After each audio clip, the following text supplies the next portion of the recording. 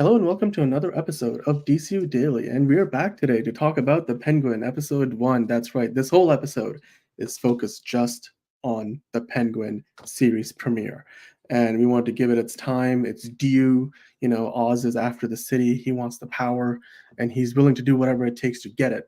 So we're going to talk all about that. I was impressed by the episode quite a bit, especially with what happens towards the back half of the episode. We will get into spoilers, so spoiler warning right now, because if you haven't seen the show yet and you're watching this episode, I just want to forewarn you, you might want to pause, go watch the episode, and then come back and watch the review. So we're going to get into this with all the spoilers. First things first, I got to say, the whole episode was over an hour, and that was a breath of fresh air, because I'm tired of watching comic book TV shows, Disney Plus, Marvel, that Star Wars, that just are like 35 minutes, including credits. Like, fuck that. I want shit to be over an hour. I want a proper TV show, and that's what the Penguin so far is. So, John, A, how are you doing? And B, what did you think about the Penguin? I'm fucking ready for fucking Oz to take over Gotham Scarface style. That's what I'm fucking ready for. So let's fucking go. I will say the first half was like I will agree with you. The second half was much better than the first half. Not saying like the first half was bad. It's just like it had to set up everything and then it could kind of get into the fun stuff. And with an hour and 10 minutes, it could get there. So I liked that, and you had like the makings and everything happening. So the seeds were planted. The seeds were planted, and I'm ready to watch the rest. I just wish it wouldn't have to be 2 weeks. Like they give us like this really good first episode, and then it's like, oh well, you got to wait 2 weeks and an extra couple of days. It's got to be like I think like 17 days now because it's like they're not coming back until the 29th. No, well, So no. Oh, that's not exactly true, right? Like, so next episode drops on the 29th. Now, I know that's a little over a week. It's like 10 I got days. 10 days. 10 10 days. I days. got It's not my. that far. It's late, guys. I apologize. I'm a little tired. It's fine. That's okay. But for those of you guys just joining us now, we're talking about the Penguin, the series premiere. We are getting into spoilers, so be forewarned. This is your spoiler warning. If you guys have not yet, I assume you've seen the episode. That's why I clicked into the review. But if you haven't, hit pause, go watch the show, then come back. So, Yeah. and if you have any, comments, your reviews, what did you guys think about it? Drop those comments in the live chat. We will get to Yeah. those. We already have Ryan Cinematics in the chat. We've got Lenny's here. Hello, Lenny. Yeah. Lenny's What in the up? chat. What up? Lenny's like, I have not watched, so I'm going. Yes, go watch the show. Yeah, go watch it. Go and watch then the show. Get back to us and then leave a comment down below after we're done.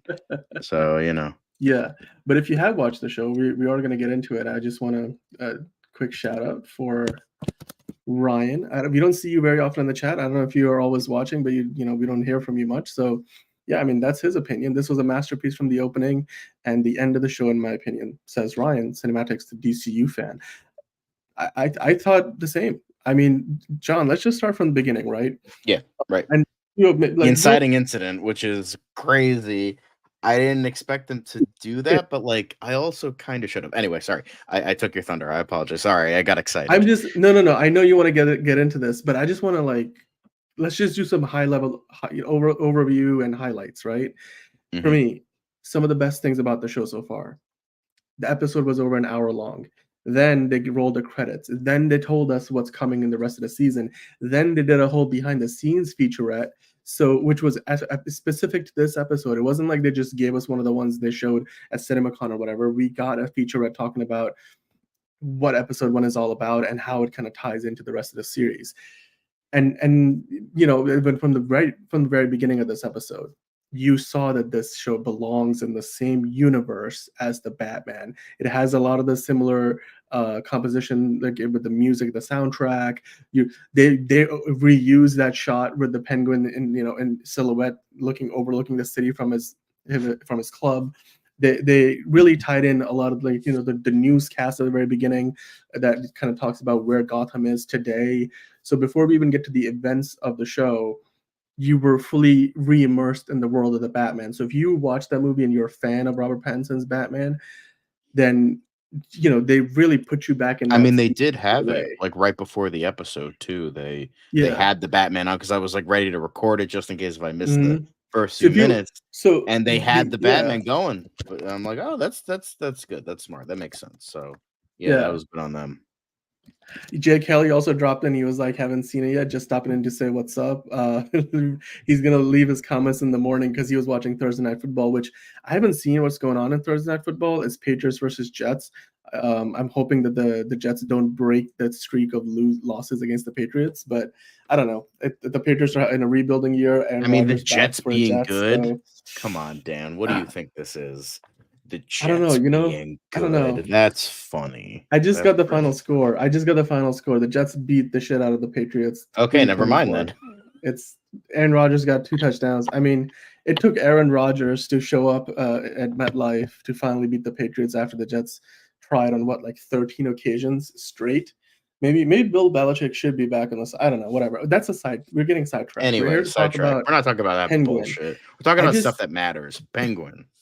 I just want to mention one other thing, right? This is something Mm, I noticed, and I was watching the show with Fiona, and she mentioned this to me. She was like, "They have a lot of trailer shots in this," and I was like, "Yeah," and that's a good thing because that means we pretty much got everything from the trailers in this first episode, and that means everything from here on is new, like that we haven't really seen. I yeah, bet there maybe are with some shots we have some seen, like sprinkles of the second episode, maybe the third right? episode, but that's But really good. Yeah. I I love and that. like, I was, like, excited, I'm like, "Oh my god." So they really didn't give away a ton with the No, marketing, they and yet didn't. they got us interested. So let's with that being said, John, let's start from the very beginning. The inciting incident of this episode, which, as you saw with the featurette at the end of the episode, um, it basically is what's gonna be the propulsive force behind the whole series and the rise of the Penguin and Oz as the kingpin of Gotham because of what he does at the beginning of the show. And I really love how it tied into it not tied into, but it was basically it starts with that monologue that he does talking about who he sees himself and like what he aspires to be. And I was like, that was the first teaser they put out, and I'm like, immediately you'd know what the psyche of this man is and what Yeah. he aspires to be. And then of course the twist is that he gets laughed at in his face by Alberto Falcone, and then from there, again, spoiler alert, he just takes out his his gun and like puts a bunch of bullets in him, and from there we That's the inciting go. It's incident. That's the There it inciting is. incident. He just took out the new most powerful man in the on the underbelly of Gotham. And now what do? He's either a wanted man, or he's gonna find work his way through the circles of power and grab whatever he can, as he continues to say. There's a theme in this episode that the Penguin is very much about the idea of he's gonna he feels like for people like him in the world, like outsiders or people who are invisible to most others, and they just have to take what they decide is theirs. And he basically says that in 5 6 different ways throughout the episode. And then you start to see his relationship with Victor Aguilar develop, and you could kind of see like what he sees in the young Victor is sort of a little bit maybe of himself in a way. um I really enjoyed that. I mean, what did you think about how the show kicked off, and the fact that from there you start to see just an unraveling of events, and then there's twists and turns basically every 10-15 minutes of the show. Hmm. Yeah, I think I really like the stuff with Aguilar. I thought he what I kind of liked about him, he was like kind of like an anti-Robin in a way. Mhm. Like he's the Robin to like Penguin's like Batman. Like he's like the That yeah. foil. Yeah, And yeah. like I kind of like that because it does make sense because especially I'm pretty sure that's what Matt Reeves or Lauren LaFranca is going for because what's he doing the first time you see him? Trying to take the wheels off of Mhm. his Maserati. That's exactly what Jason Todd did to the Batmobile Right. when he first met him. So it's definitely Mhm. it's Matt Reeves and Lauren LaFranca are definitely setting up that this guy is sort of like the anti-Robin, where he's on the other side of crime. Like like essentially, what if Batman didn't find Jason Todd and the Penguin found Jason Todd, but it's this new original character. I really liked that. And I like how I'm obviously this kid's gonna get fucked over. Like this kid's gonna fucking die before like either the end of he's gonna fucking die before the end of the series. I'm calling it now. Like you care about this character, like it shows like his like weaker side of like oh he like cares about somebody and that kind of thing. Like his mom and Aguilar are gonna be dead by the end of the fucking season, so or the end of the show. I don't know if it's a limited series or a TV show, but whatever it is, they're fucking dead. They are going to fucking die, or they're gonna die in Batman Part 2 if Penguin does have a major role, because that's definitely seeming like the fucking case here. Because again, they care about them. When you care about somebody, oh, it's a nice little kind of weirdly wholesome yeah, they're dead. They're fucking dead. I know how this shit works. They're fucking dead. They got him whacked. They fucking whacked him. Yeah, that's what's gonna go down. But I think I really like that dynamic between the two. I really liked I love how like he it it's so weird because Matt Reeves really didn't understand the Riddler, but he really understands the Penguin. Like Hmm. he totally botched the Riddler, but he gets the Penguin, but he does it in his weird little grounded, realistic sort of way. Like he's this guy, like he is powerful. Like he has the makings of like powerful, but like deep down inside, he's just this pathetic little fuck. Like that's what, because when he's in the car with Aguilar and they're going, they're going to like fucking drop off the body of Alberto. He's just like, yeah, the air freshener that smells good, right? Like it's just so Aqua awkward Paradise. and it's Yeah. so weird. And then when he's talking with his mom, she's like, "What are you, little fucking pussy boy? What are you, little?" He's like, "No, I'm not a pussy boy." It's just like I love how they nail it because that's really the character. Like that's what the Penguin really is. Like he's this like pathetic fuck who has this guise of someone more powerful, someone who's like this like gentleman of society when he's just like this pathetic fuck. So I feel like they're really nailing the Penguin's character on like a metaphorical level. I know he's like less physicality. I know he has like the limp with the fucking clubbed. That did sorry, I remind me. Did that happen in the Batman? Did like Batman like break his foot, or did he No, no, always no, have no. that? That's Okay. I think that was always something. Yeah, Yeah. no, it's the first time we see his foot, but like, yes, Yeah. I think that He has gimp like a was always clubbed there. foot. Okay, I Yes. wasn't totally sure. That's what I thought, but I'm like, you know what? Let me double check. But yeah, so we see that like he has like the hook nose, he has scars, and then he has the limp. Um, but I love how like, and with like, because a lot of people, the perfect way to show this, and I mentioned this in another episode, where the Batman is a gentleman dressed as a freak, while the Penguin is a freak dressed as a gentleman. Like that's the character, and I love how like he has like all these like faux gangster sort of things that we see in like media, but in like the quote unquote, even though this is still a TV show, it's like still like so fake. Like he has like this Mhm. ugly ass fucking car. He's wearing the rings. He has like he's got the open shirt. It's like he's like, yeah, like this is the guy that looks like he fucking saw The Sopranos once, and then like this that's like, oh That's yeah, what I that's wanna what be. gangsters really are. And Yeah. like that's I feel like is like really interesting. Like again, he's like trying to showcase like, yeah, I'm someone that you gotta, fear. That someone you gotta, I'm like I'm gonna fuck you up type of shit, when he's just like inside he's just like pathetic. And yeah, I think he can be powerful. There is a reason that he's probably going to reach the top, and he's going to reach that It's point. you could tell he's got a survival instinct to him, and Yeah. it's also the one thing that I got out of this episode is also because of who he aspires to be, it feels like, at least for the sake of the show, in a twisted way, there's a sense of nobility or righteousness to what he does, or what, like, how he sees himself, at least, right? Mhm. The idea of, like, you take care of the little guy and stuff. He's like, he doesn't, he sort of, like, leaves out the part about how he does it, but, like, in the not so noble way.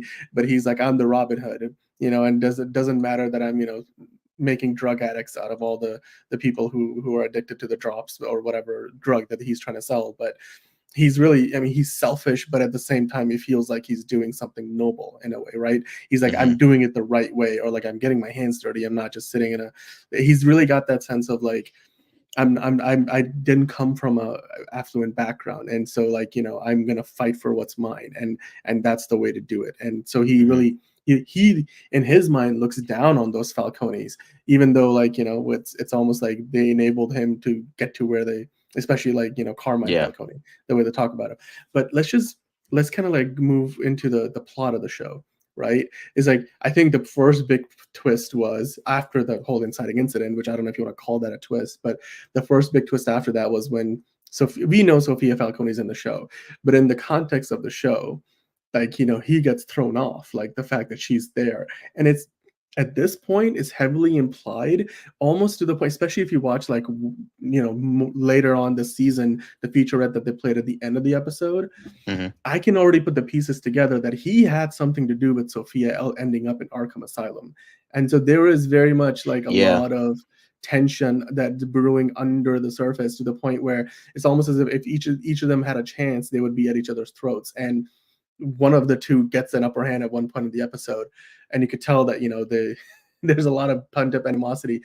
And I thought one of probably the best scene in the whole episode was when they're having dinner, and or lunch, or what, I think lunch, right? They're having lunch, and Sophia's like, yeah, let's go have lunch, like, right now, yeah, let's go to right now.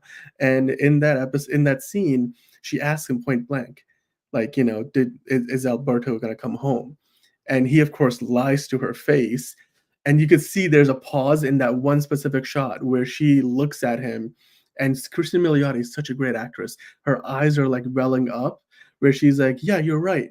But in that moment, you can tell she knows. She Oh yeah, knows her she brother knows. is not coming back.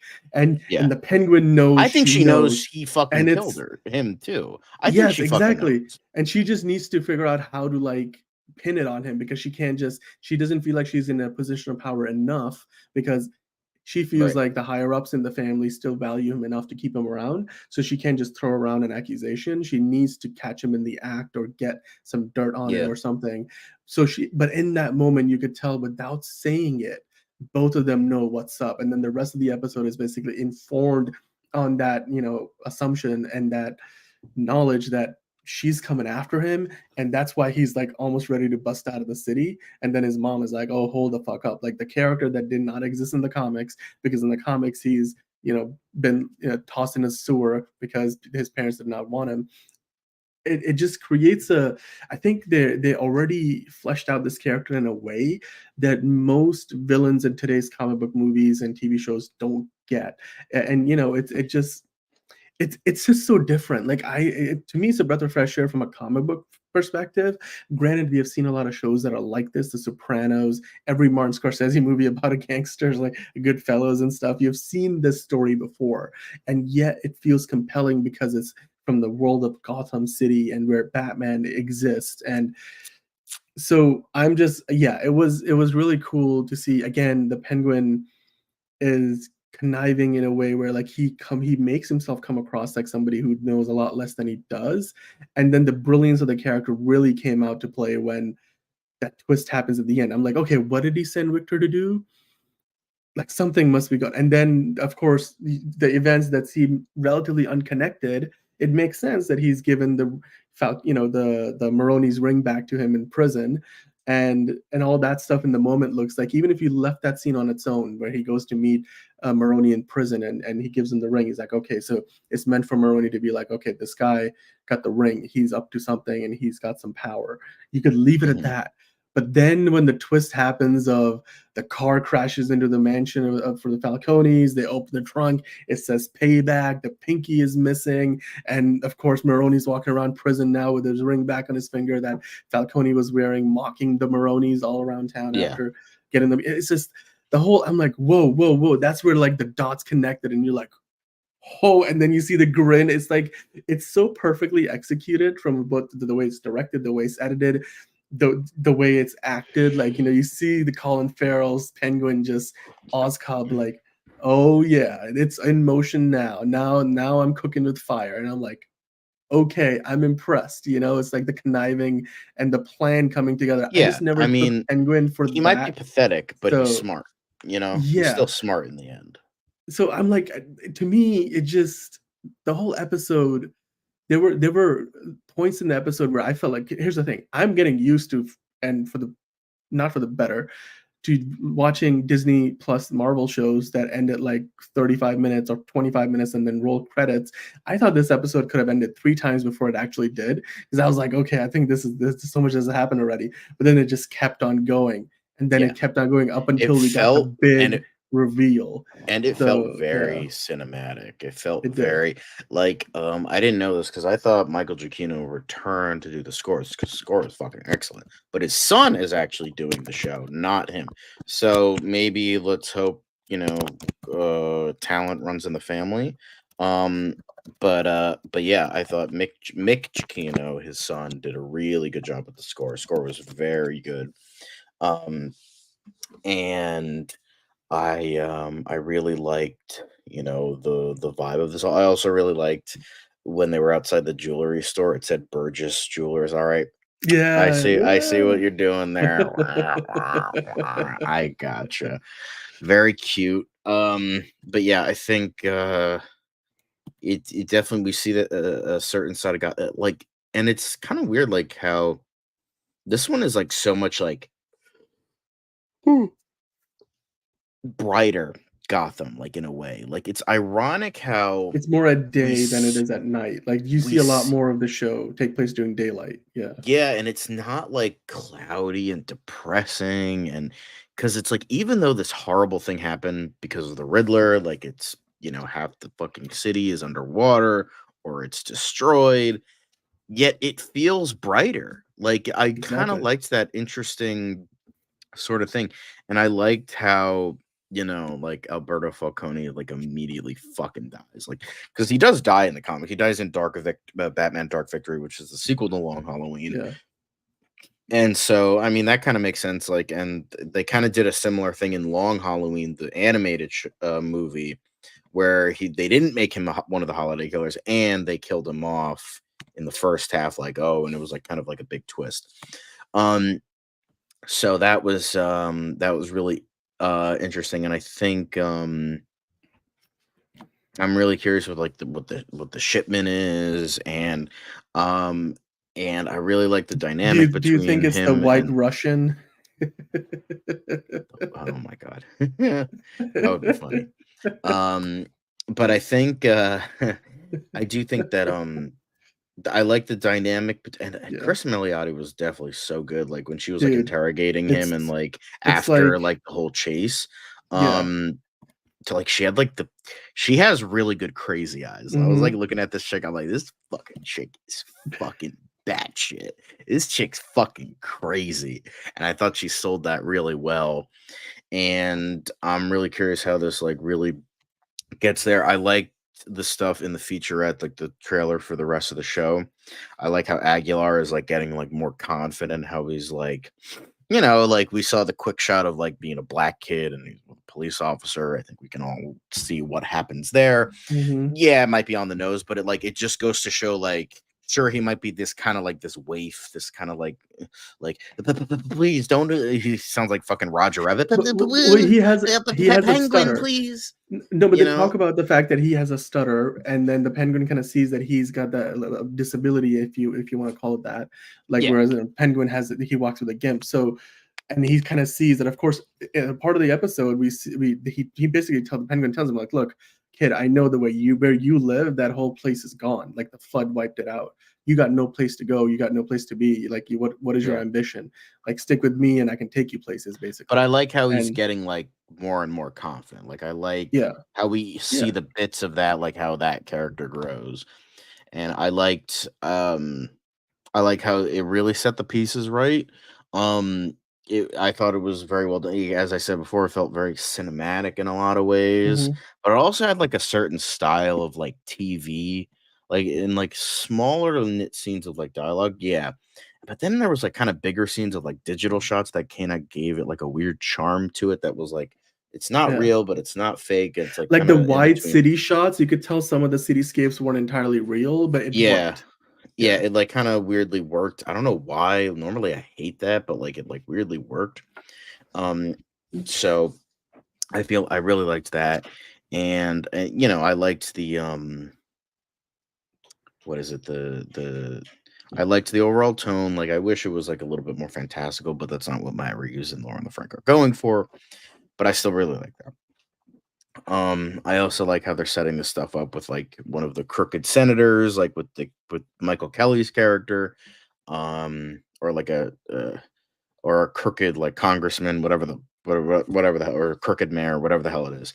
One of the crooked characters, and it's like, oh, he's setting that up, like, and I like how it like really got both sides of the Penguin, like this pathetic, like outcast fuck, and Yeah, then he has this like but then ability to he's still intelligent, like, he's still smart, like, yeah, he knows how to play the right pieces, like, he did everything a little loosey goosey, but he still, like, got there in the end of, like, "Alright, I'm gonna start a fucking gang war. If that means I could be on fucking top, then so fucking be exactly. it." He's Um, like, "There's no playing it safe." Like, that's what he says towards the end of the yeah. episode. And it also kinda feels like, what it kinda reminds me of a little bit? The way he, like, talks his way out of everything, he reminded me so much of Saul Goodman. Like, he's just a talker, like, he just fucking gets himself out of Sophia tells him, every right? He knows how to talk himself out of anything, even at the yeah. expense of somebody else's life. Like, Yeah, he yeah, didn't fucking care, and I really he liked didn't. that. Yeah, Again, like, that was, like I love how, like, people were like, "Oh, yeah, the Penguin and Cape Crusader. Oh my god, she was so dark, she killed her own son." When there was no context, so it didn't fucking matter, yet there was yeah, context here. Like, there was a whole buildup, and he's like, "Okay, fine, yeah, yeah, of course, I didn't fucking lie, I didn't fucking lie, I didn't" bang! Boom. Let's a yeah, teenager die. Let's a kid yeah, die. And not I don't give a fuck. That's the dark type of penguin shit I want to see because it has context there. It has buildup. It works. It shows how dark this character really is. And then on top of that, like there is the dark seediness there. I really like how they showcase, and it wasn't just like, and it wasn't one dimensional. Obviously, we have some buildup because he appeared in the movie, but even then, like even if you just watch the show, because of that really good opening with like, oh, the Riddler did this, did that. So like you could probably watch this without watching the movie because they yeah, pretty much yeah. just say everything. Like, yep, Exactly. Carmine Falcone is dead. I hate how they call them the Falcones. I'm gonna call them Falcone because that sounds better, and that's what the Nolan trilogy called them. So you know what? I'm gonna call them Falcone. Um, so that's how it should be fucking pronounced. It's like the Yeah, Venom movies pronouncing symbiote. It's like, all right, no, that's not how you fucking say it. Um, but so you have like Carmine Falcone, they say he's dead. Alberto Falcone is gonna take over. The Riddler did this. You could probably watch this without watching the movie. So honestly, I really like that. yeah, And I like how they really push this character into new lights in different ways. Like immediately from the get-go, we see the insight into this character. We see the mind inside this type of penguin. Yeah, sure, we saw bits and pieces here, but he was a side character. He was a small side character, but they were setting something up. They were setting something up properly, and we got this, and like immediately we get into the mind of this version of the character, and they do that very well. They make him interesting. They brought us in with all of this, so I think we're in for a really good mini series or season one, depending on what happens. I think it's just going to be a mini series, but I think it's going to be a good mini series, and I think they nailed a lot of aspects in regards to this version of the Penguin. Um, yes, Danny DeVito will always remain the best, probably, but like with what they got here. I think they have something special.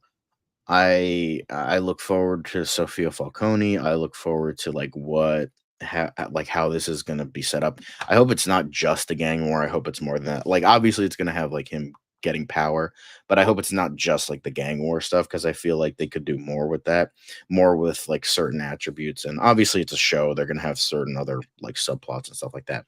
We're obviously gonna be getting flashbacks with Alberto Falcone because we saw him talking to Sophia in jail. Like you see like the handprint on the glass and he's talking on the phone and he's like talking to her.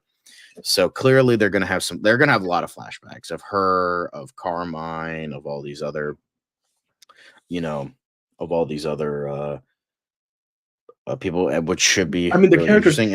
And We know that Mark Strong is going to be playing a younger version of Carmine Falcone, but they did show Mark Strong in the show, so it's interesting. I'm like, are they trying to retcon that he always looked like Mark Strong? I understand, like they had to recast. Well, because they said that John conflicts, yeah. Exactly. But even then, like, why wouldn't you use the present? Because like the thing is about Mark Strong, like clearly he has like black hair, while John Turturro had like gray hair, like grayish. I think it's got to be like a flashback at least, right? Like it's no, but remember on the news they showed a younger picture of him, so that's why I was a little confused. I don't know. Well, you know what? We're gonna find out. That's gotta be one of the things we find out as the show goes on. The other thing, of course, I'm just excited to see that this character is everything and more so far in episode 1. And what I'm also excited to see is I just off the marketing, my assumption was that a lot of that animosity, that confrontation between him and like Sophia Falcone and stuff was gonna happen like as the series progressed. But it happened all in episode 1. So I'm like, the doors are wide open. Like from here where we go, it's let's get to it. Like September 29th can't be here fast enough. And we're going to continue talking about this in the days to come because there's so much more to dive into, and a lot of you guys might not have seen the show yet. So, if you are going to watch it, then come back and we'll have another conversation about this tomorrow, alongside all the other news from the world of DC. Because the Superman, the Christopher Reeve story had its premiere. James Gunn has talked about the show, The Penguin. You've got so much more to get into, and we will do that because this episode 1 is. Yeah, it's fantastic. Love it. I can't wait for more. I know we're gonna have to wait 10 days for it, but I think the wait is gonna be worth it. So, today was a shorter episode. If you guys are joining late, be kind, rewind, and watch back our review. We got into spoilers. We're gonna get into more spoilers tomorrow, and we have lots more news to get into as well. So, John, as always, it's been fantastic. I just wanted to hop on tonight. It's a quicker show than usual. We usually go for like 2 hours, but it's late in the night.